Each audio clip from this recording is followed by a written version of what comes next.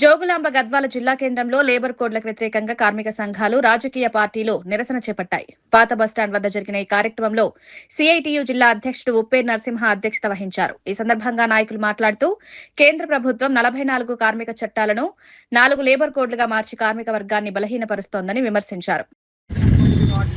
ఈ రోజు నుంచి అమలు చేయబోతున్నారు. కొన్ని రాష్ట్రాలు ఆ రాష్ట్రాల అసెంబ్లీలలో తీర్మానం చేసుకుని కేంద్ర ప్రభుత్వము కొత్తగా చేసినటువంటి ఏ లేబర్ కోడ్లను మా రాష్ట్రంలో మేము అమలు చేయబోము అని చెప్పి రాష్ట్ర అసెంబ్లీలు తీర్మానం చేసుకున్నాయి.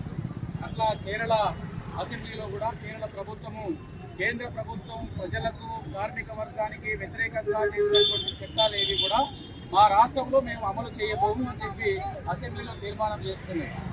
మన రాష్ట్ర ప్రభుత్వం కూడా అట్లాంటి పని చేయమని చెప్పి చాలా రోజుల నుంచి కార్మిక సంఘాలు, రైతు సంఘాలన్నీ కూడా ఒత్తిడి చేసినాయి.